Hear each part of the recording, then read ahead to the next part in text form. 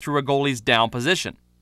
There are three regions in particular that the goalie should seek to seal: the thigh, arm to body, and pad stick to ice regions. By wide, we mean the width that the goaltender can generate without affecting compactness. Like the goalie's stance, chest-shoulder positioning is also important when down. Since a down position might expose the top portion of the net, the goalie must always seek to remain upright. This means keeping the chest up and square. When you combine a highly compact body unit with width and upright chest position, the goalie can cover an enormous area of net. It's due to these three requirements that the butterfly represents a powerful tactical approach. This down position possesses these three characteristics, and thus, when combined with the correct angle and depth selection, can significantly enhance a goaltender's coverage, but only when circumstances warrant.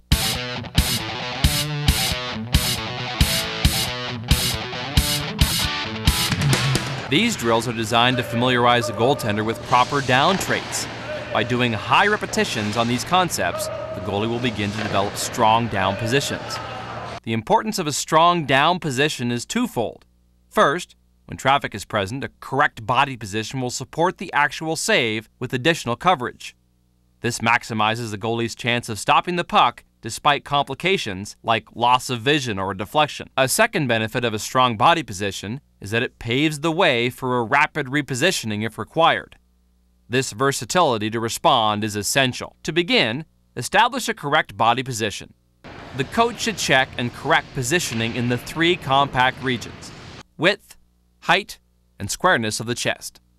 When adjustments are compressed. When adjustments are compressed. When adjustments are compressed. When adjustments are compressed, feel the final position before moving on. Now have the goalies start in their stance, and on the coach's go, the goalie will execute a half butterfly to their glove side. Once down, they will hold the position. The coach will assess and correct the down position. Repeat to the opposite side. A final drill involves a pivot prior to a thrust to save. In this case, the goalie will start at the top of the crease. On the coach's go, the goalie will pivot and drive to save on their glove side. For the first set, the goalie will stay down and await adjustments. On the next call, the goalie will pivot, drive to the middle of the crease, and then angle outward to the original start position. Repeat to the blocker side. Additional repetitions should involve an immediate recovery.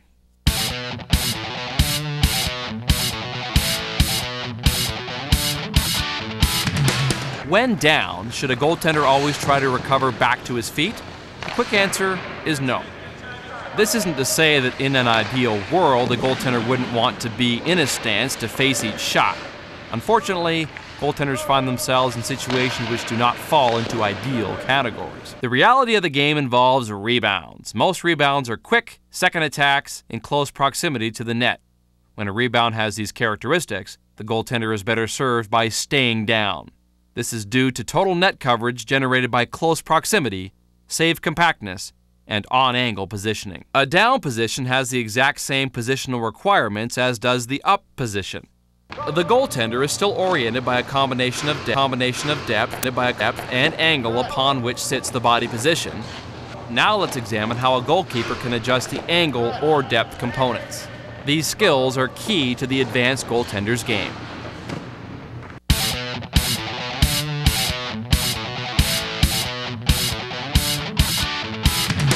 The adjustment of a goaltender's angle, or the ability to move laterally while down, can be achieved through a number of methods. Here we will examine the most common method, utilizing the skate's inside edge.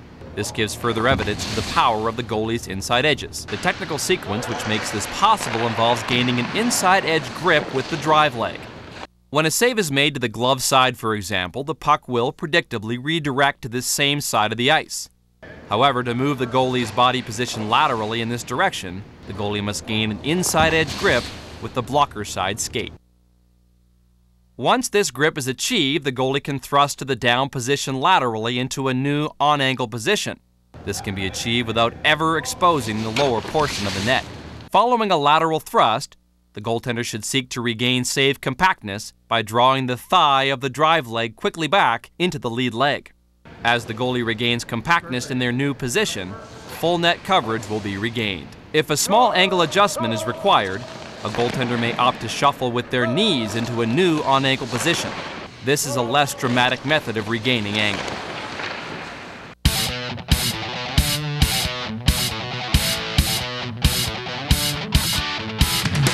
In the first, pucks are placed in the high slot and on 2 face-off dots. To begin, the slot shooter will fire a low, half-speed shot to the goalie's glove side. Meanwhile, a second attacker will have placed a puck about 4 feet from the top of the crease, in line with the face-off dot. As the slot attacker releases the shot, the second attacker will approach and fire the second puck. The goalie must execute a controlled first save, and then immediately drive laterally while down into an on-ankle position to face the second shot. Repeat to the blocker side. After doing sets with the start shot coming from the slot, reverse the drill with the initial shot coming from the face-off dot and a second shot coming from the slot attacker. Another excellent drill to develop the advanced area of your game involves a series of pucks placed randomly outside the crease. In this case, the goalie will start down, square to the first puck. The shooter will sequentially fire each shot. Notice that the pucks are staggered. In other words, the first one is tight to the crease, the second one is further out, the next one is tight once again, and so on. This ensures that the goalie has enough time to respond with both angle and body adjustments.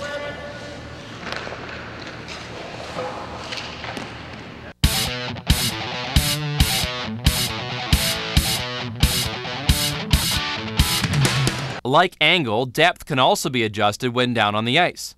The distance between the goalie's body position and the puck's position is referred to as proximity. The goalkeeper should seek to gain strong proximity at all times. Put another way, the goalie should seek to close the gap on the shot release. Again, using the rebound scenario as an example, the goalie can be down, on the ice, and on angle. However, the puck has jumped out and a second shot is imminent. Not only may time not permit a full recovery, but a full recovery will only expose additional net. Therefore, the goalie may seek to challenge the shooter or improve proximity while down. Again, inside edges propel these adjustments. In the case of outward adjustment, the goalie will pivot their skate back and behind them. It will then be a thrust or C-cut maneuver which will push them outward. In short, the goaltender, whether on their feet or down on the ice, should seek to optimize position. The goalkeeper who can accomplish this consistently will have the greatest success.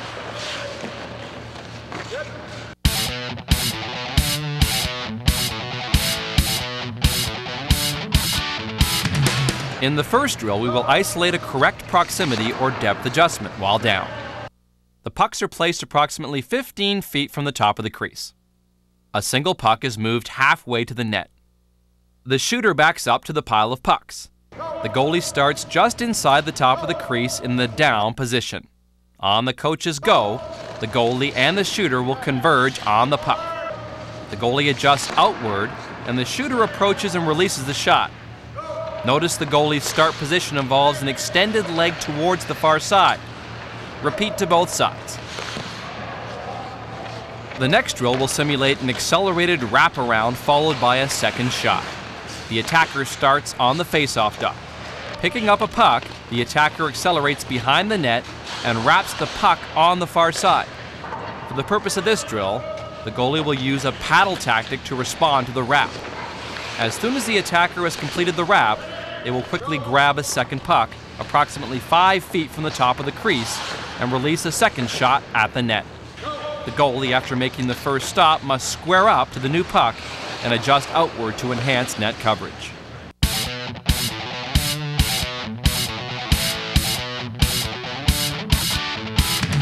With an examination of fundamentals and advanced positioning complete, we are now ready to explore goaltending tactics. It's here that we will assess the butterfly and paddle down approaches. They are defined as blocking tactics. Following these analysis, we will examine game tactics. Game tactics, as opposed to blocking tactics, are responses to specific attacks like screens, deflections, and so on.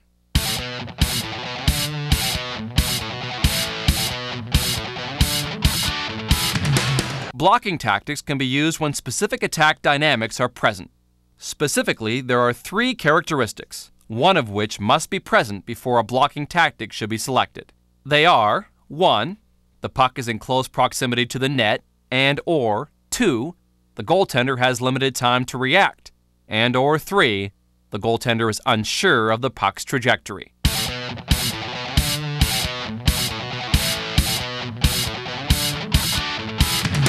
Use of the paddle is a logical move. First, let's look at the characteristics of the body position. It is wide, it is compact, and if executed properly can be a relatively upright position.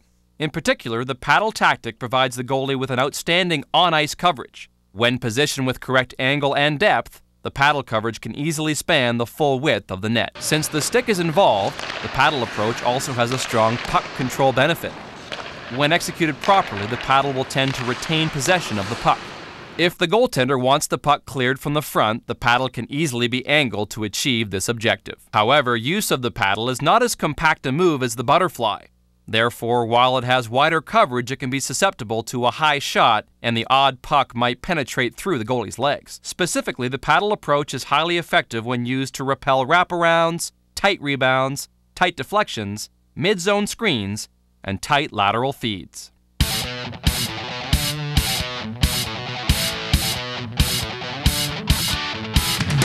Let us be very clear at this stage that the butterfly is not a style, but rather a blocking tactic. Goaltenders who use blocking tactics excessively will be exploited. This exploitation will occur due to premature dropping and to poor rebound control. In time, most butterfly goalies recognize the power and limitations of this move. They learn to maximize its powerful features, while at the same time avoiding its inherent weaknesses. Why is the butterfly so popular and powerful? It provides more net coverage than any other body position. In terms of the body traits referred to earlier, it is totally compact. It is wide and maintains a strong upright position. In particular, the butterfly is highly effective when the goalie is on angle, has selected an appropriate depth, and the puck is released tight to the net. The reason this is a logical use of the butterfly position is that it can cover 100% of the net. It is here that we need to understand the blocking and reactive regions of the ice. The blocking region is an area in which the goaltender, with proper angle and depth, can cover 100% or near 100% of the net. The reactive zone is the region on the ice in which the goalie can react specifically to the puck. The gap between these two areas is called the quickness differential. A goalkeeper who trains to eliminate the quickness differential, who understands when they can react and when they ought to block, will be highly successful. To summarize, anytime a shot release is read within the blocking region, the goaltender can use a blocking move. Anytime the puck is in the reactive zone, not only should the goalie react, but they will have much greater rebound control from this reactive response. On the longer shots from the reactive zone, the save should be made with relative ease, and therefore puck control becomes the goalie's priority.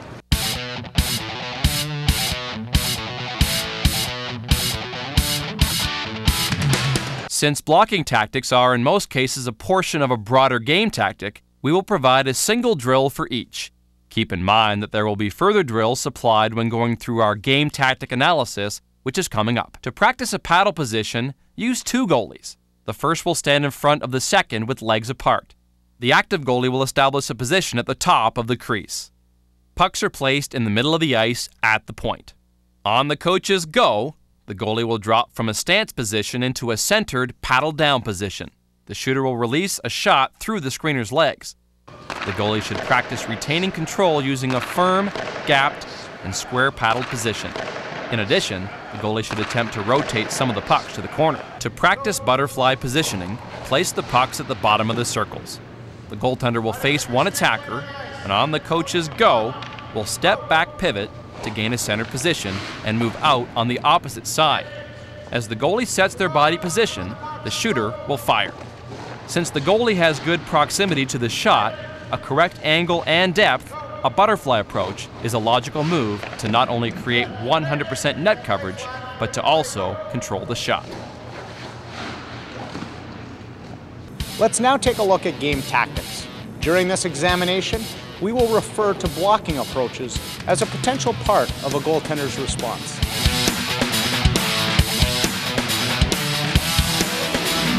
Point attacks include deflection and screen situations.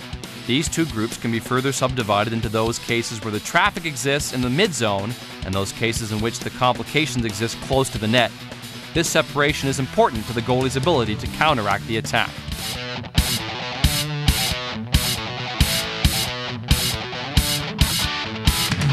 The key to strong deflection success is to identify the threat of a deflection.